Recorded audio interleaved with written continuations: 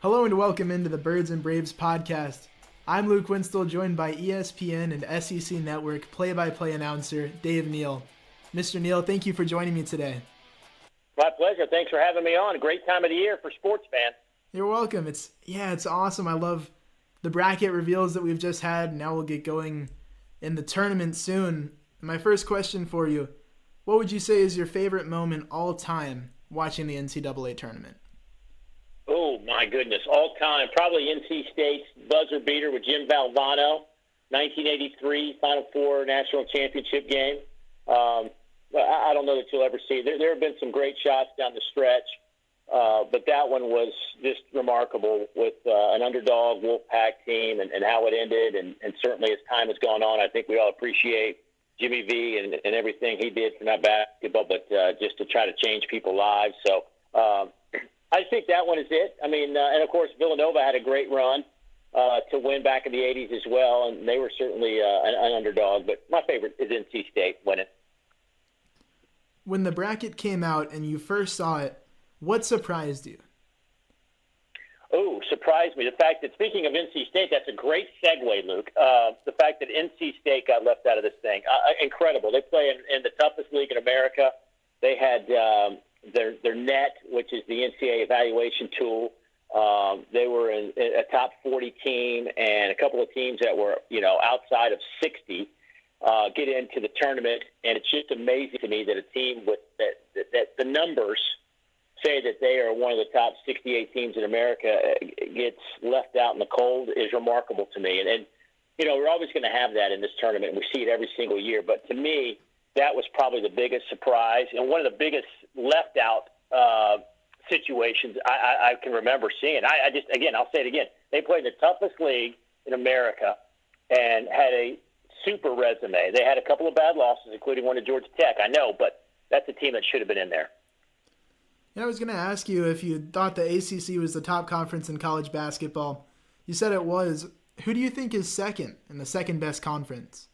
Well, that's a lot of people would point to the Big 12, but I thought the Big 12 had a really down year this year. Big 10 was a pretty solid league. I think from a numbers standpoint, the ACC was, I don't want to say a runaway, but it was pretty clear that they were number one. The Southeastern Conference is making strides. They're still not in that upper echelon yet, but they're gaining ground on the rest of the conferences, the big national conferences. So I look for them to continue to close that gap. But right now, man, it's just about the ACC. That is every night you play, you better strap it on in that league. Were you surprised at all to see three teams from one conference be one seeds, or is it just that's how good the ACC was this year? Yes, I do think it's kind of strange to see one team have three number one seeds, but I think those teams certainly earn the right to do that, to have number one seeds. And it's a testament to the league as well. I don't necessarily like it as a fan, but it's hard to argue those teams being number one seeds. I mean, especially North Carolina, the way they played down the stretch the last 10 games of the season, really impressive group of players. So, yeah, Duke, Virginia, North Carolina, it's hard to argue that they're number one seeds. If you had to pick one, who would you say is your sleeper team in the bracket? Wow, I have two, really. You can't hold me to one. I have two. I have Michigan. I think is certainly a team that can get to the Final Four, and they're getting some respect as a 2 seed. And my other team that can make a push out of this, I believe, if they can shake off all the stuff that's going on around them, is LSU. That is a really, really talented team. They can play a lot of different ways. This dark cloud hanging over that basketball program right now might be too much to handle, but they are really good. I saw them in person 5 times this year, and every time I walk out of the gym going, dang, they got all the pieces. I mean, and they do. It's just a matter, can they put it together with their coach sitting on the sidelines? Yeah, I was wondering, did you see that kind of, as you said in your words, the dark cloud over their program? Do you think that affected their tournament performance in the past week? Luke, no doubt. It's those guys, watching them practice as much as I did this year, and the relationship with Will Wade and these players, very close-knit group of guys. They have a lot of fun. Now, Will Wade is I don't want to say a disciplinarian, but he is on them pretty good at practice. He comes across as a super nice guy. When you have conversations with him, he's very gentle with us and just outgoing and just a conversationalist. But when practice starts, it's all about business, and these players, I think, respect that, and he has respect for them. So, there's no question that had a big impact, and that's why I say I'm a little skeptical. They still got to get there. I mean, they're in a tough bracket out there in the East, especially their half of the bracket, Louisville and Michigan State and Minnesota. It's going to be tough for them. But I like them. I mean, they're such a good team. It's hard for me to be down on them if they can just shake off this stuff. With Virginia, after obviously losing to a number 16 seed last year, I know we can't expect that this year, but how do you see them rebounding in the tournament? Oh, I think that they are on a mission. Look, they went 29-3 this year, and there weren't many close games. They were really good. And this is a team that usually plays close games because of their style of play. They don't get up down the field, up and down the court. They play a tempo-type game, so they're not going to beat teams by 20 every night. But they had a lot of those 15-plus victories, and I think this is a team that's on a mission. And in a roundabout way, that loss to a 16 seed a year ago, I think it's kind of catapulted them to where they are today. I also like their bracket, too. I mean, I think that's a bracket that certainly favors them. Tennessee is, going to be a tough team to beat if they can square up with them in the Elite Eight portion of it. But I think Virginia might be the team to beat if you're asking me right now. I just think that's how much I appreciate what they're doing. When you're breaking down matchups, what would you say is the biggest key to success in the NCAA tournament? Well, I think up-tempo teams can't be slowed down by teams that want to play tempo. They have to find a way to play their style of basketball. You see it time and time again. The NCAA tournament's all about matchups. Who you got.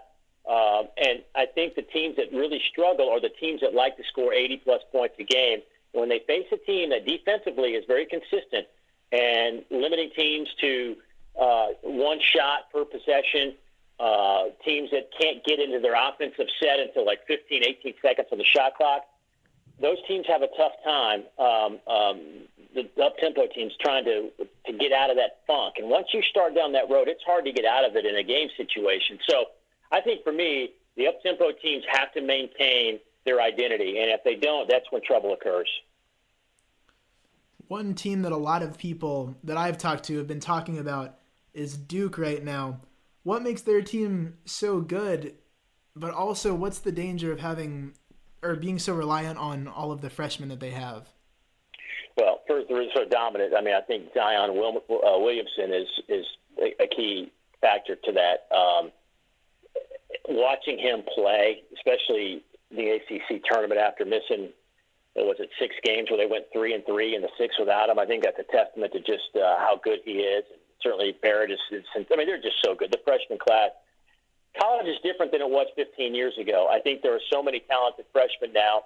Coaches play them right away. They don't work them in, getting them 5 minutes here, 7 minutes there, hoping that their sophomore season they can be a breakout player. These guys come ready to play. The game has changed at the AAU level, at the high school level. I think they come more prepared. So I think leaning on freshmen isn't as big a deal as it was a decade ago or even longer. So I don't have a problem with these freshmen. You see it so often now. A matter of fact, I'm just going to use this as a quick example for you. Vanderbilt, Darius Garland, one of the top 5 players in the country as a point guard, he's going for 30-plus points.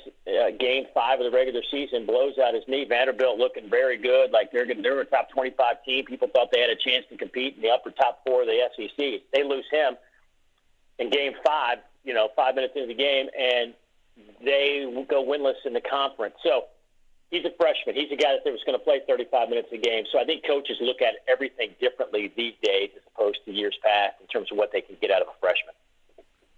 And you mentioned Zion Williamson. Where does he rank among the players you've seen on the college level throughout the years? Oh, boy. As far as freshmen go, he is one of the best that certainly I have seen. I thought if you go back in time, there hasn't really been anybody, first of all, anybody like him. His size, his athletic ability, he is a different type of player, so it's hard to really compare him to anybody in the past in terms of their freshman capabilities. I got to think, in my time, I've been doing college basketball now for 23, 24 years. He's a unique individual. I don't think we'll see many like him. So I put him at the top of the list in terms of the freshmen that I have seen. He's a game changer. He's a guy that dictates how Duke plays and performs. If he plays well, Duke's generally going to win. I would say generally it would be an understatement. They are likely to win if he plays, 20, gets his 20 and 10 every night. And which teams do you have in your Final Four right now?